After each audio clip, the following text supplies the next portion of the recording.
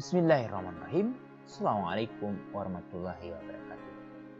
Pemirsa Layak TV, ayahanda dan bunda, alhamdulillah kita masih diberi kesempatan oleh Allah untuk berbagi informasi, insya Allah, tentang tanda-tanda korban kekerasan. Kekerasan merupakan perendahan martabat terhadap manusia yang bertentangan dengan Undang-Undang Dasar tahun 1945 pasal 28B ayat 2. Juga bertentangan dengan Undang-Undang Penghapusan Kekerasan dalam Rumah Tangga. Juga bertentangan dengan Undang-Undang Perlindungan Anak. Seperti apa tanda-tanda korban kekerasan pada mereka pada masa anak-anak menjadi korban kekerasan? Video kali ini akan berbagi informasi dari hasil penelitian dan dari praktik di lapangan. Ayahanda dan bunda, untuk mengetahui mereka yang pernah menjadi korban kekerasan, University of Texas dan University of Michigan melakukan penelitian selama 50 tahun terhadap 150.000 orang. Penelitian ini bekerjasama dengan UNICEF. Seperti apa tanda-tanda mereka yang pernah menjadi korban kekerasan? Salah satunya adalah agresif. Kedua, suka menentang. Ketiga, berperilaku antisosial.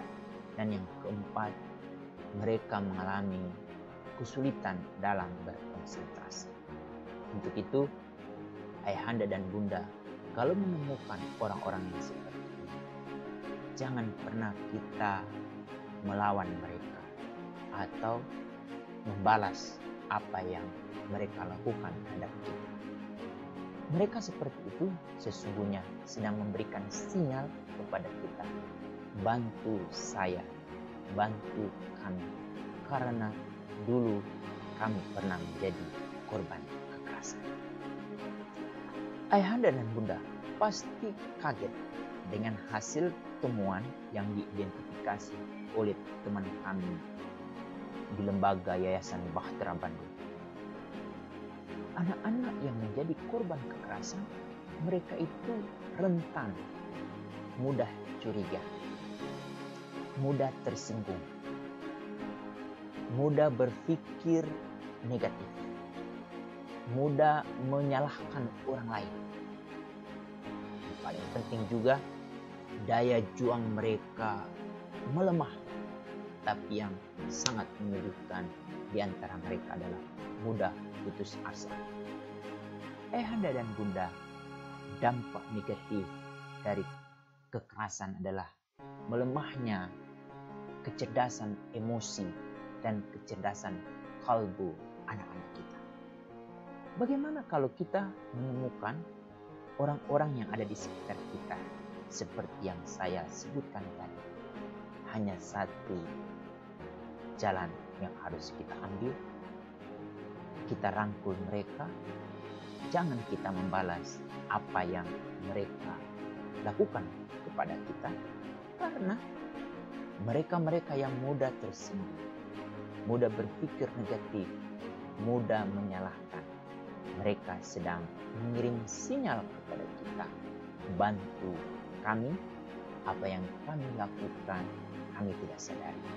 Itu semua karena kami pernah menjadi korban kekerasan. Untuk itu, Bapak, Ibu, jangan masuk dalam daftar kami sebagai pelaku kekerasan.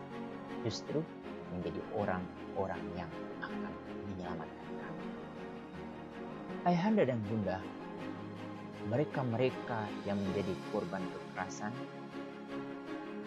di lapangan dapat kita temukan dari perilaku mereka sehari-hari. Antara lain, mereka sangat agresif. Mereka suka memukul temannya atau suka mengganggu orang lain. Itu tanda-tanda orang menjadi korban kekerasan. Kedua, mereka suka melanggar norma yang berlaku di masyarakat. Yang ketiga, mereka terjebak dalam pelanggaran hukum. Juga yang sering kita lihat, ada banyak orang dewasa yang berkendara, suka melawan arus. Di beberapa tempat itu sering kita ketemukan. Mereka itu dulunya kalau kita telusuri pernah menjadi korban kekerasan. Selanjutnya, mereka suka menyendiri. Yang sangat dikhawatirkan adalah mereka mengakhiri diri mereka dengan bunuh diri. Lalu yang paling mengkhawatirkan juga, anak-anak atau orang-orang yang pernah menjadi korban kekerasan itu terjerat pada narkoba. Yang paling akhir, ini sering juga kita temukan di lapangan. Rata-rata mereka yang terjerat dalam jaringan eksploitasi seksual, sebelumnya mereka menjadi korban kekerasan. Mengapa mereka menjadi korban kekerasan? Ini menjadi pertanyaan menarik yang juga perlu disimak oleh ayah dan bunda. Karena para pelaku, terutama orang dewasa, biasanya hanya bisa membentak, hanya bisa berteriak, hanya bisa memukul. Coba kita dalami apa yang menjadi rujukan disusunnya peraturan Menteri Pendidikan dan Kebudayaan terkait dengan pendidikan anak usia dini. Ini juga merupakan hasil kajian para neurolog. Ternyata satu bentakan itu akan merusak 1 miliar sel otak. Kalau anak-anak yang menjadi korban tindakan kekerasan itu memusnahkan 10 miliar sel otak anak. Apa yang harus kita lakukan terkait dengan ini? Ayahanda dan bunda, sejak 0 sampai 8 tahun, pastikan anak-anak itu terhindar dari kekerasan. Kenapa? Karena dari usia 0 sampai 4 tahun, itu 50% perkembangan kecerdasan otak anak. Kedua, pada usia 5 sampai 8 tahun, itu ada sekitar 30%. Jadi totalnya 0 sampai 8 itu 80%. Untuk itu harus kita manfaatkan masa-masa emas ini untuk hal-hal yang positif. Kita hindarkan, atau kalau bisa terlintas dalam pikiran kita untuk melakukan kekerasan kepada anak, jangan pernah, minimal tidak boleh berkata kepada anak.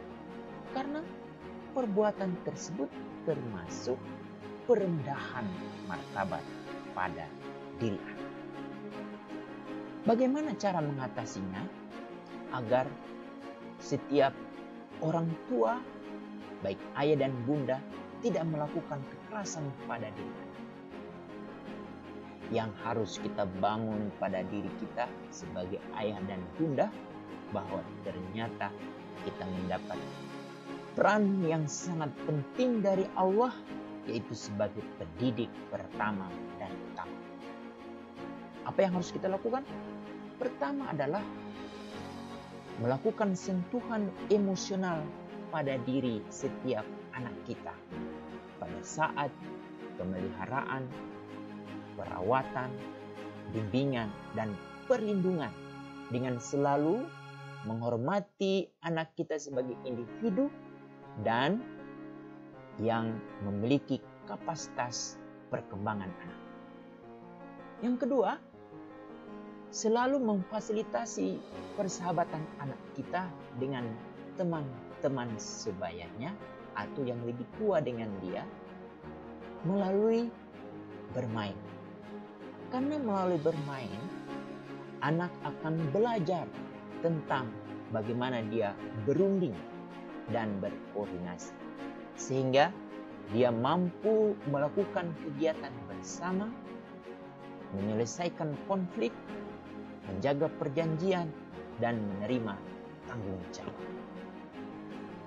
Yang ketiga, sebagai pendidik pertama dan utama, harus kita pastikan kita memiliki rekaman pengalaman anak kita dari saat dia di dalam kandungan sampai detik ini, terutama terkait dengan proses pertumbuhan dan perkembangannya yang dibentuk oleh kepercayaan budaya yang ada pada diri kita, yang dilengkapi dengan pengetahuan, keterampilan, dan sikap. Ini yang sangat dibutuhkan pada saat kita mendampingi anak-anak kita. Yang keempat adalah selalu memberi kabar gembira kepada anak kita dan diikuti dengan peringatan. Tapi yang paling penting ini yang terakhir adalah selalu menegakkan disiplin itu utama, tetapi non kekerasan. Minimal tidak boleh melotot atau berkata saja tidak dibenarkan.